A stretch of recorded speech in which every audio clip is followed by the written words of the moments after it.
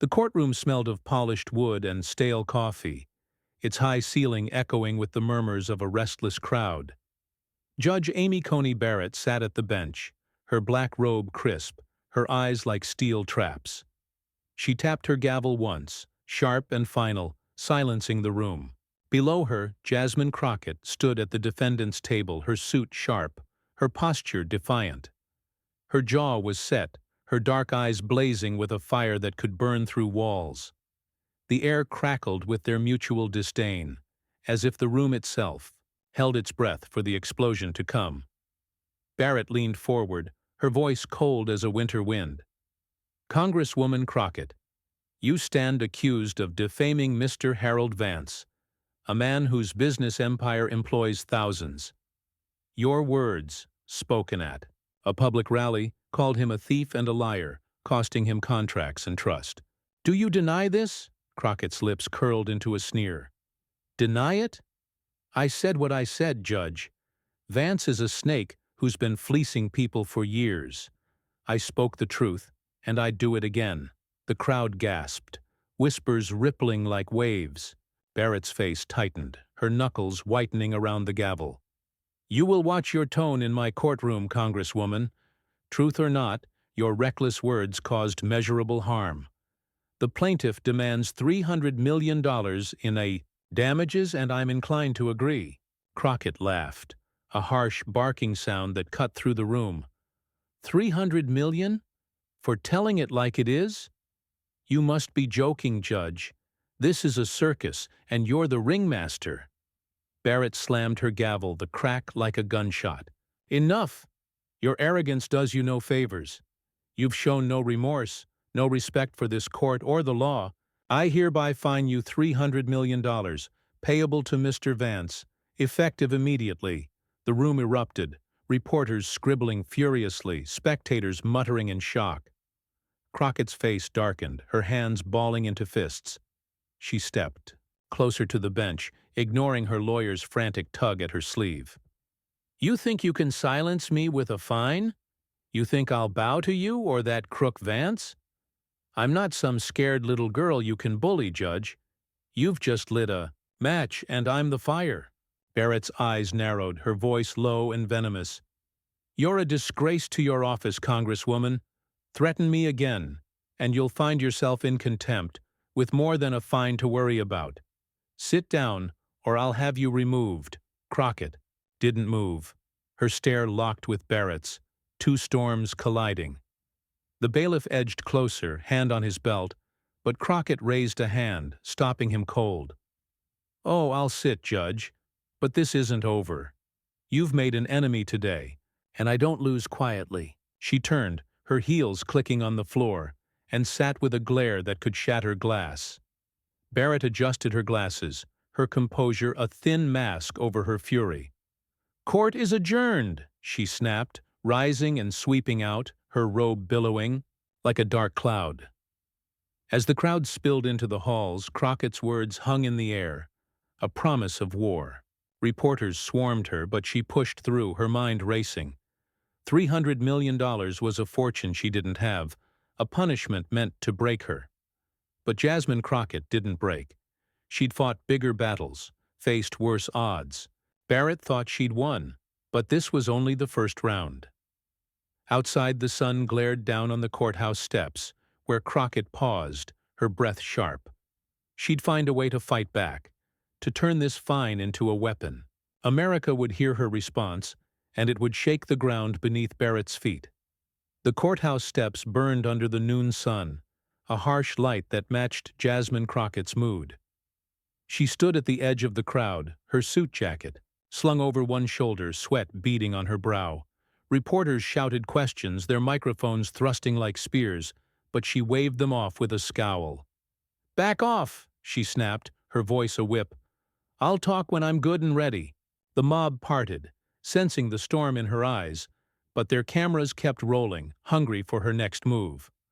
Crockett's lawyer, a wiry man named Paul Grayson, caught up to her, his tie askew. "Jasmine, you can't keep antagonizing Barrett," he hissed, glancing at the reporters. "That fine is real. $300 million. We need to appeal, not throw gasoline on this fire. She rounded on him, her finger jabbing his chest. Appeal? You think I'm gonna beg that woman for mercy? Barrett's not a judge, she's a tyrant, and I don't kneel to tyrants. You're supposed to be my lawyer, Paul. Start acting like it or find the door. Paul flinched, his face reddening. I'm trying to save you. You've got no money to pay this, and Vance's lawyers are sharks. They'll seize your assets, your career, everything. You need to listen. Crockett's laugh was bitter, sharp, as broken glass. Save me? I've been fighting my whole life, Paul. I didn't get to Congress by listening to cowards. Now step up or step out. She turned away, leaving him sputtering, and pushed through the crowd toward a black sedan, waiting at the curb. Inside, her closest ally, Clara Henshaw, a retired union leader with gray hair and a steel spine, sat waiting. Clara's eyes flicked over Crockett, reading her like a book. You look like you just chewed nails, Jasmine. Barrett got under your skin, didn't she? Crockett slammed the door, the sound rattling the windows. Under my skin? She tried. To bury me, Clara. $300 million for speaking the truth about Vance. She's protecting that crook, and I'm the one paying for it. Clara nodded, her lips tight. Barrett's got power, no question. But power's only as strong as the people who back it. You've got a voice, Jasmine, louder than hers. Use it. Hit her where it hurts. Crockett's eyes gleamed, a spark catching fire. Oh, I will. Barrett thinks she's untouchable, but I know her kind. She's all about her precious reputation. I'm gonna drag it through the mud, show America what a bully she is. Clara leaned closer, her voice low. Careful now. Vance has got friends, in high places, and Barrett's no fool. You go after her, you'd better have a plan, not just rage. Before Crockett could answer, the car door yanked open. A man in a slick suit, his hair greased back, leaned in, his smile all teeth. It was Victor Klein, Vance's top lawyer, his presence like a snake slithering into the room. Congresswoman, he purred, thought I'd offer a deal. Pay half the fine, apologize publicly, and Mr. Vance might let this slide. Refuse, and we'll take everything you've got. Crockett's face twisted with disgust. You slimy little weasel. Tell Vance to shove his deal. I'd rather lose it all than grovel to him or you. Klein's smile didn't waver, but his eyes turned cold. Big words, Crockett, but words won't pay your debts. Enjoy your little tantrum. We'll be waiting when you're broke. He slammed the door and vanished into the crowd, his laughter lingering like a bad smell. Clara gripped Crockett's arm, her voice urgent. He's not bluffing, Jasmine. They'll come for you hard. What's your next move? Crockett stared. Out the window, her mind racing. Klein's threat only fueled her fire. She'd rally her supporters, expose Barrett's bias, and turn this fine into a cause. My move? She said, her voice steady now, sharp as a blade. I'm taking this fight to the people. Barrett and Vance won't know what hit them. The sedan pulled away, tires screeching as Crockett began to plot. The battle was just beginning, and she'd make sure it was one America wouldn't forget. The community hall in downtown Houston buzzed like a beehive, its folding chairs packed with workers, retirees, and small business owners, their faces a mix of hope and doubt. The air was thick with the scent of sweat and cheap cologne. The walls, lined with faded posters from past rallies. Jasmine Crockett stood at a rickety podium, her voice booming through a crackling microphone, each word a spark in a powder keg. They think they can shut me up with a $300 million fine, she declared, her eyes sweeping the crowd. But I'm here, still standing, still fighting. Are you with me? The room roared, fists pumping, but not everyone cheered. In the back, a cluster of men in crisp suits muttered, their ties too perfect for this gritty hall. They were Vance's men, sent to rattle her, and Crockett knew it. She gripped the podium, her knuckles tight, ready for war. A woman in the front row, her hair gray and her apron stained, stood up, her voice shaky but loud. "Jasmine, I voted for you, but 300 million? That's crazy money. How you gonna fight a judge like Barrett? She's got the law on her side." Crockett's smile was sharp, a blade unsheathed. "The law? That's her weapon, not her shield. Barrett's hiding behind her robe, protecting crooks like Harold Vance. I'm not fighting her with law books, I'm fighting with truth. You think she's untouchable? Watch me prove she's not." The crowd murmured, some nodding, others shifting, uncomfortably. Then a voice cut through, oily and smug, from the back. "Truth? You're a liar, Crockett." It was one of Vance's men, a stocky guy with a smirk, his suit screaming money. "You slandered a good man, and now you're whining because you got caught. Pay the fine and shut your mouth." The room tensed, heads turning. Crockett stepped from the podium, her heels clicking like a countdown.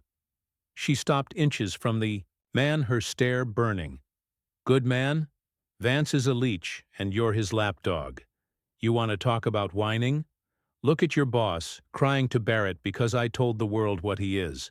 Get out of my hall before I throw you out myself." The man laughed, but it was forced, his eyes darting to his buddies. "Big talk, Congresswoman, but talk's cheap, and you're broke. Vance owns you now." Crockett's hand twitched, as if itching to slap him, but she held back, her voice dropping to a dangerous growl. "Own me? Nobody owns Jasmine Crockett. You tell Vance he's not just fighting me, he's fighting every person in this room. We're coming for him, and Barrett too." The crowd erupted, cheers drowning out the man's retort. He and his crew slunk toward the exit, but not before he shouted, "You'll regret this, Crockett." She waved him off, her grin fierce, but inside, her mind churned. Vance's men were everywhere, and Barrett's fine loomed like a guillotine. Clara, Henshaw, standing by the stage, caught her eye, giving a nod of approval. "You've got them fired up, Jasmine," she said as Crockett returned to the podium. "But that suit wasn't alone. Vance is watching, and he's got more than money. You need a real plan." Crockett wiped sweat from her brow, her voice low. "I know, Clara. I'm building an army here. But I need dirt on Barrett, something to show she's not as clean as she looks. She's got skeletons. I can feel it." A young man in the crowd, his work boots scuffed, raised his hand. "My cousin works at the courthouse, Congresswoman. Says Barrett's been meeting with Vance's people late at night." "Sounds fishy to me." Crockett's eyes lit up, a predator catching a scent. "Fishy's right. Get me your cousin, kid. If Barrett's playing dirty, I'll make sure the whole country knows." As the rally ended, the crowd spilled into the night, their voices loud with purpose. Crockett stayed behind, her mind racing. The lead on Barrett was thin, but it was a start. She'd dig, she'd fight, and she'd turn this hall into the heart of her rebellion. Vance and Barrett thought they'd crushed her, but they'd only made her stronger. The diner's neon sign flickered over a cracked parking lot, casting a sickly glow on the greasy windows. Inside, the air was heavy with the smell of burnt coffee and fried onions, the jukebox humming a mournful tune. Jasmine Crockett sat in a corner booth, her eyes scanning the room like a hawk. Across from her, a nervous young man named Tommy, the courthouse worker, fidgeted with his napkin, his work shirt stained with sweat. The clock ticked past midnight, and every creak of the door made him jump. "You sure about this, Tommy?" Crockett asked, her voice low but edged with steel. "You said Barrett's meeting Vance's people. I need details, not rumors." "Don't waste my time." Tommy swallowed hard, his voice barely above a whisper. "I'm sure, Congresswoman. I clean the courthouse at night. Seen her in her chambers, late, with that lawyer Klein. They're not talking about the weather, I can tell you that. Papers everywhere, hushed voices. It's wrong." Crockett leaned closer, her gaze pinning him. "Wrong how? You got proof? Or are you just scared of your own shadow?" "I'm fighting a war here, kid. Give me something I can use." Before Tommy could answer, the diner door swung open, the bell jangling harshly. Two men in dark coats strode in, their eyes locking on. Crockett's booth. The taller one, with a scar across his cheek, smirked, his voice dripping venom. "Well, well, Congresswoman, out past your bedtime, stirring up trouble?" Crockett didn't flinch, her stare cold as ice. "You must be Vance's new dogs. What's the matter, Klein too busy kissing Barrett's robe to do his own dirty work? Get lost, or I'll make you regret walking in here." The scarred man laughed, but it was a mean, jagged sound. He slid into the booth next to Tommy, who shrank back, trembling. "Big mouth, Crockett, but you're digging a hole you can't climb out of. Drop this crusade, or you and your little friend here will learn what happens to rats." Crockett's hand slammed on the table, the coffee cups rattling. "Threaten me? I eat punks like you for breakfast. You tell Vance he's not scaring me off, and if you touch Tommy, you'll wish you'd never met me." The second man, shorter but broader, cracked his knuckles, stepping closer. "You're all talk, lady. That 300 million fine's just the start. Keep pushing, and you'll lose more than money." Tommy's voice broke through, quivering but defiant. "Leave her alone. I know what I saw, and I'm not afraid of you." He pulled a crumpled photo from his pocket, shoving it across the table. "Took this last week. Barrett and Klein in her office, with Vance's company logo on the papers." Crockett snatched the photo, her heart racing. It was blurry but clear enough. Barrett, Klein, and a stack of documents with Vance's logo. Evidence, at last. She tucked it into her jacket, her voice a growl. "You boys just made a big mistake. This picture's going to bury your boss and his favorite judge. Now get out before I call every cop in this city." The scarred man's smirk faded, his eyes flicking to the photo. He stood, yanking his partner back. "You're playing with fire, Crockett. That picture won't save you." They stormed out, the door slamming behind them. Tommy slumped, his face pale. "They'll come for me, Congresswoman." "I'm dead." Crockett grabbed his shoulder, her grip firm. "You're not dead, Tommy. You're brave, and I protect my own. Stick with me, and we'll take them all down. This photo's our weapon now." She stood, her mind blazing with plans. The photo was a spark, but she needed more to ignite a firestorm. She'd take it to her allies, rally the press, and expose Barrett's ties to Vance. The diner's fluorescent lights buzzed above, but Crockett felt alive, her anger a fuel that wouldn't burn out. As she and Tommy stepped into the night, the city's pulse matched her own. Fast, fierce, and ready for battle. The safe house was a crumbling duplex on the edge of Houston, its windows boarded, the yard choked with weeds. Inside, the air was stale, thick with the scent of mildew and old cigarette smoke. Jasmine Crockett paced the dim living room, the floorboards creaking under her boots. The photo of Barrett and Klein burned in her pocket, a secret that could change everything.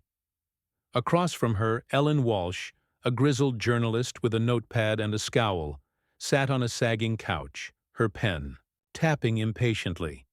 "You're late, Crockett," Ellen snapped, her voice rough as gravel. "I'm risking my neck meeting you here. Vance's goons are crawling all over this city. You better have something worth my time." Crockett stopped pacing, her eyes flashing. "Risking your neck? I'm the one with a $300 million target on my back, Ellen." "Don't cry to me about danger. You want a story? I've got one that'll blow Barrett and Vance out of the water." She slapped the photo onto the coffee table, the image stark under the flickering lamp. Ellen leaned forward, her scowl fading as she studied the picture. Barrett and Klein with Vance's logo.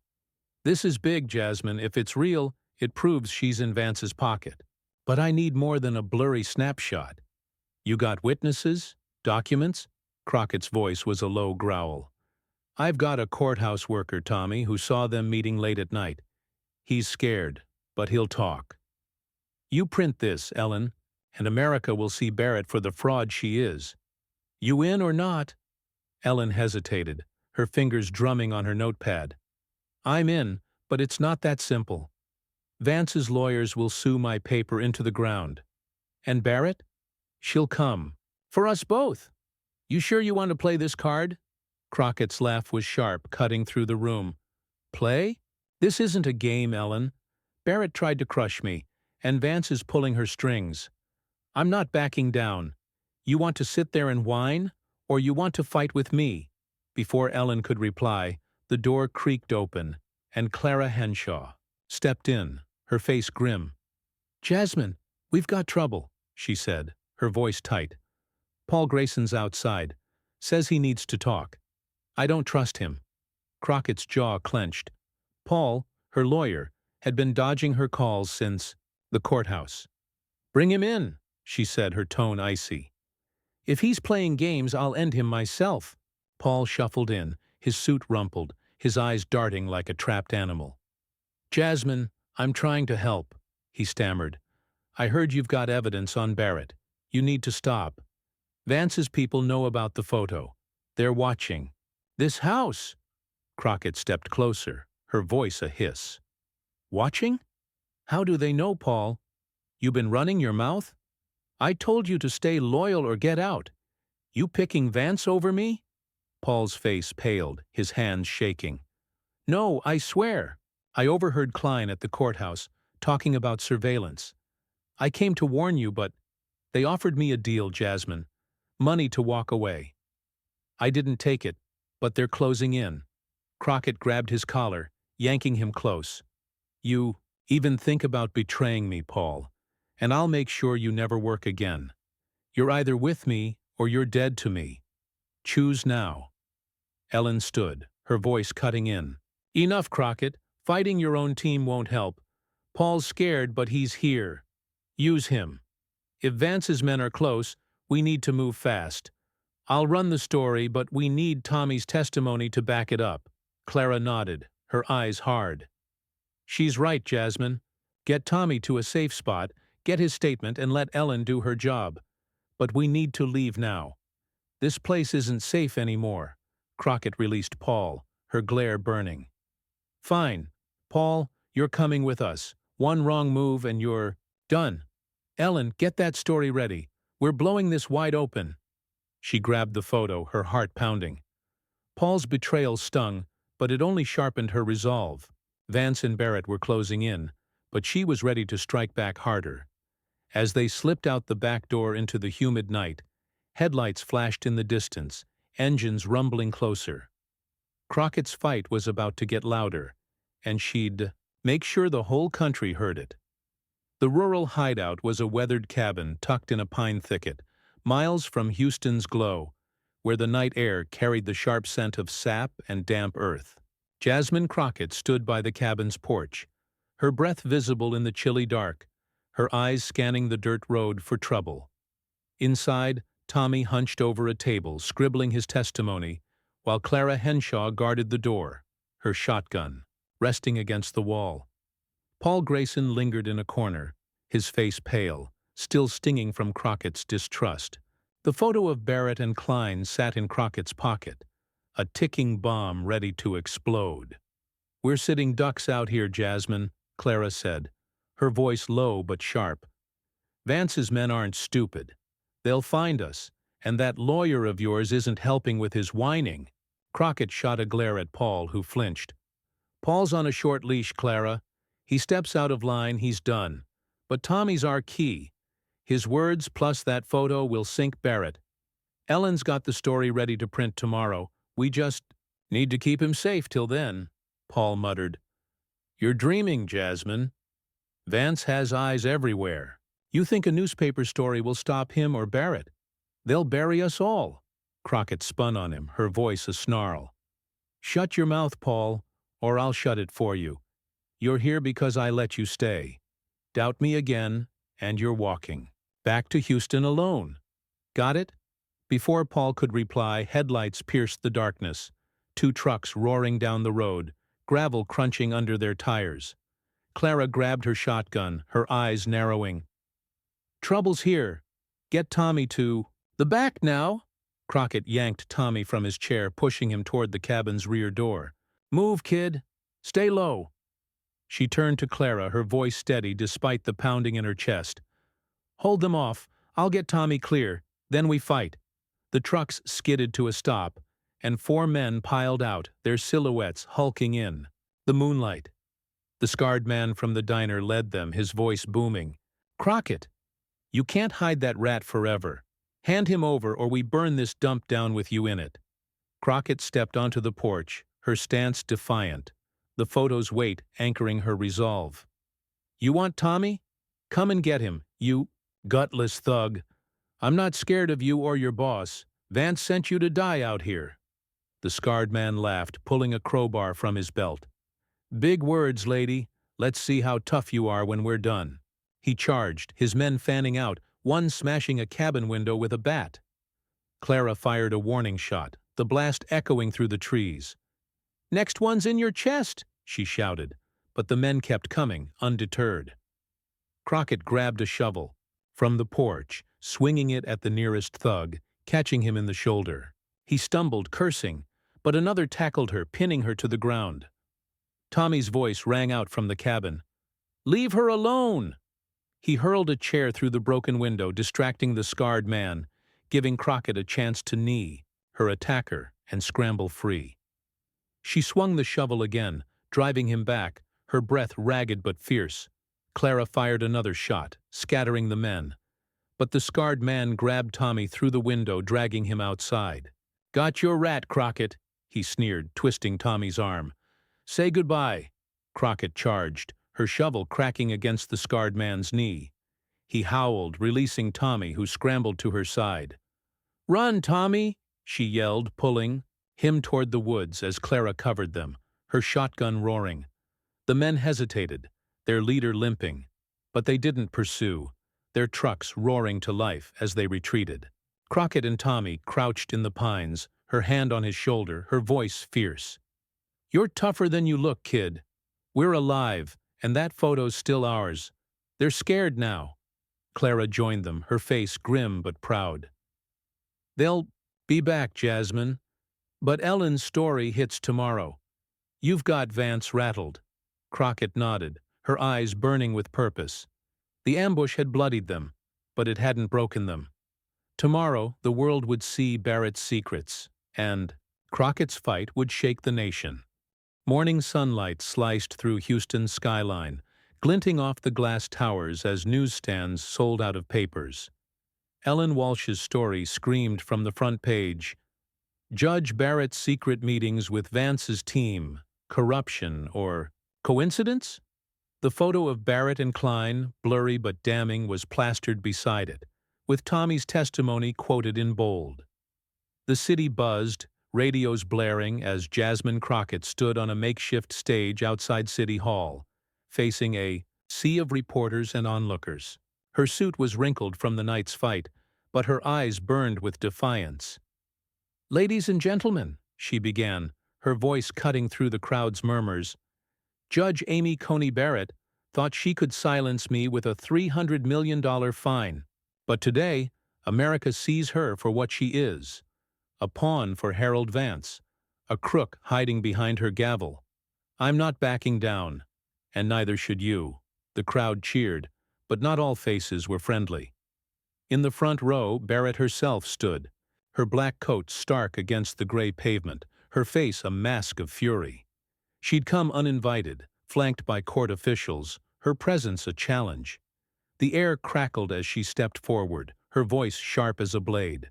"Congresswoman Crockett, you're a liar and a disgrace. This photo is a fabrication, and your accusations are slander. I'll see you in court again, and this time you'll lose more than money." Crockett laughed, a fierce, defiant sound. "Lose? I'm just getting started, Judge. You're the one caught sneaking with Vance's lawyer. You call me a liar? Look in the mirror, Barrett. America's watching, and they're not buying your act anymore."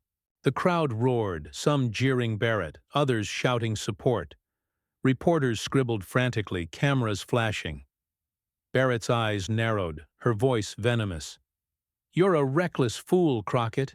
You've smeared my name, but I'll bury you under the law. Enjoy your moment. It won't last." Crockett stepped off the stage, closing the gap between them, her voice low and dangerous. "Bury me? You tried that already, and I'm still here. Keep hiding behind your robe, Judge. I'm coming for you, and I bring the truth."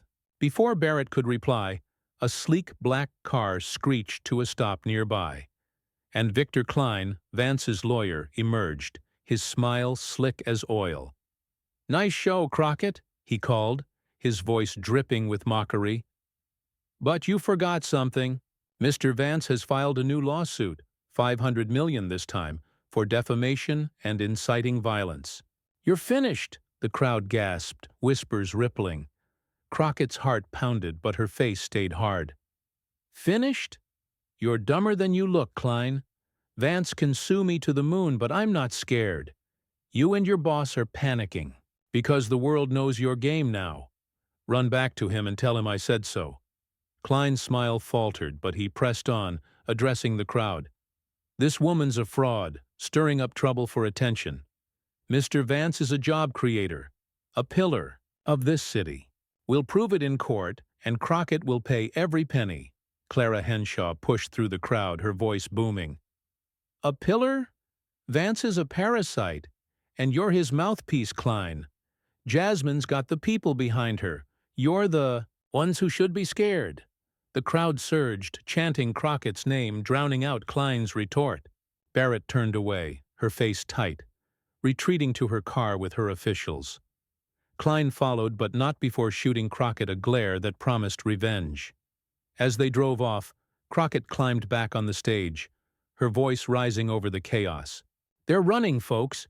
Vance and Barrett can't hide anymore. We've got them on the ropes, and we're not stopping." Tommy, standing beside Clara, clutched his testimony, his eyes wide but proud. Ellen Walsh, in the back, nodded at Crockett, her story already spreading like wildfire. The press conference ended with the crowd electric, but Crockett knew the fight was far from over. Vance's new lawsuit was a desperate move, and Barrett's silence was a storm waiting to break. She'd need every ounce of strength to face what came next, but she was ready to shake the nation to its core. The Houston Convention Center thrummed with the energy of 1,000 voices, its vast hall packed shoulder to shoulder with workers, farmers and retirees, their faces lit with hope and anger. Banners waved high, proclaiming "Justice for Jasmine," as the crowd's cheers shook the rafters. Jasmine Crockett stood at the center of a stage, her voice thundering through the speakers, each word a hammer striking stone. The photo of Barrett and Klein, now blown up on a screen behind her, was joined by new evidence, leaked emails between Klein and Barrett uncovered by Ellen Walsh's relentless digging, proving their collusion to protect Vance.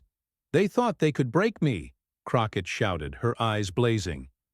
"Barrett slapped me with a $300 million fine, and Vance tried to drown me in lawsuits. But I'm still here, and now the truth is out.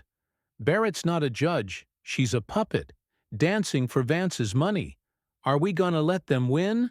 The crowd roared. "No!" Their voices a tidal wave. Crockett gripped the podium, her heart pounding with the thrill of victory.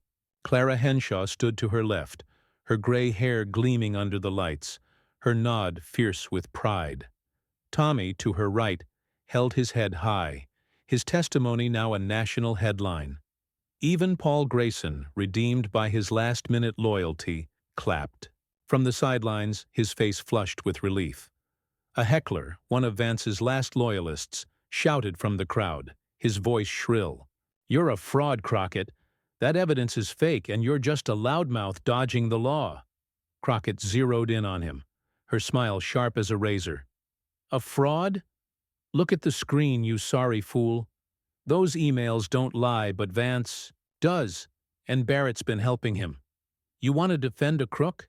Get out of my rally before this crowd eats you alive." The crowd jeered, drowning the heckler as he slunk away, his head low. Crockett's voice rose again, steady and fierce. "This isn't just my fight, it's yours. Every one of you who's been cheated, ignored, or stepped on by people like Vance. We're taking our power back, and we start by bringing Barrett down." As the cheers swelled, Ellen Walsh rushed on stage, her face alight with urgency. "Jasmine, it's happening," she said, loud enough for the microphones to catch. The Justice Department just opened an investigation into Barrett based on our evidence. Vance's company is under audit, and Klein's been suspended. You did it. The hall exploded, hats flying, voices chanting Crockett's name. She stood taller, her eyes wet but unyielding. Did you hear that, America? Barrett's finished, and Vance is next. They thought they could scare me, but I scared them right back. This is what happens when you fight for what's right. From the wings, Clara leaned in, her voice low but warm. You turned their game against them, Jasmine. I've never seen a crowd like this. You've won their hearts. Crockett nodded, her throat tight with emotion. She raised a fist, her voice soaring. We've won today, but we don't stop. We keep fighting for every town, every worker, every person who's been wronged. Barrett and Vance are falling, but we're rising. Who's with me? The crowd's roar was deafening, a sound that carried beyond the hall into the streets, across the nation. Hours later, news broke. Barrett resigned, her reputation shattered, and Vance's empire faced collapse under federal scrutiny. Crockett's fine was overturned, her name cleared, her defiance a beacon for millions. As she stepped off the stage, Tommy hugged her, his voice choked. You saved me, Congresswoman. You saved us all. Crockett smiled, her fire still burning but softened by pride. We saved each other, kid.